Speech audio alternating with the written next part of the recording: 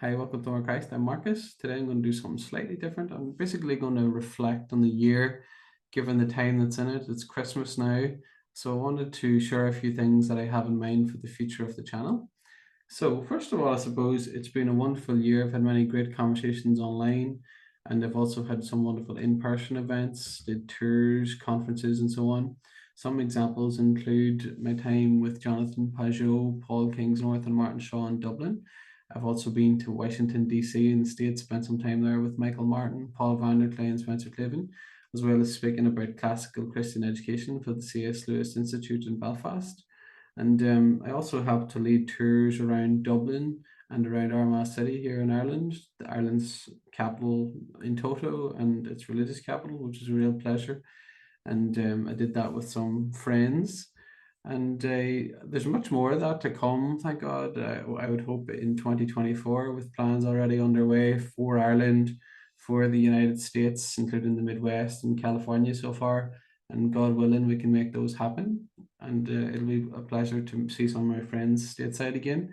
And I suppose before the end of 2023 as well, I'd like to release two possibly exciting episodes. One with Adam B. Coleman, the author of Black Victim, the Black Victor, as we continue the battle with the evil of woke ideology, or indeed any secularist worldview that's taken the place of the Christian faith, and offering the good of the Christian story as a real alternative.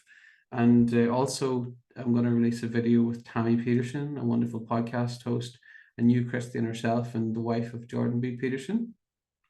And then from January, alongside the current More Christ format where I interview these different folks, I'm going to add a More Christ live show, most probably on Fridays, a couple of times a month, maybe, and then maybe once a month.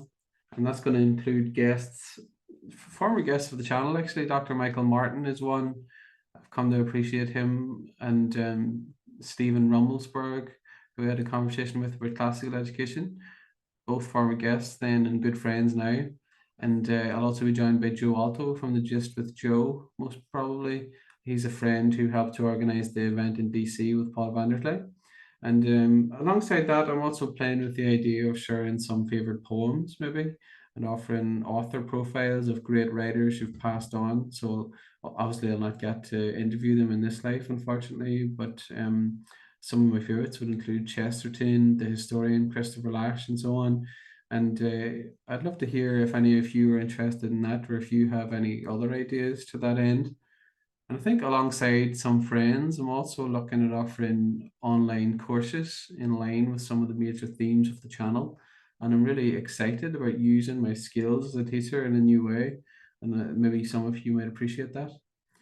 So I must also say a sincere thanks to my friends over on Patreon. They've been a great blessing this year in many ways, and I'd really like to develop that community going forward. We've had a wonderful time with our monthly book clubs. They get early access to new episodes, such as the Tammy Peterson one, which I just released there last night. And I share some things with them that you'll not get on the main channel. And if you'd like to support More Christ on there or elsewhere, I'd most appreciate that. And if you do, you'll get to join us for those things like the book club. You'll receive free PDF and ebooks. And you'll also get a discount of in-person events and so on. And alongside my friends in Patreon, I'd like to thank my loved ones around me for continuing to support the channel. Some of my friends and supporters around the world, whether that's just you watching, liking, sharing the videos and the podcasts or whatever you do.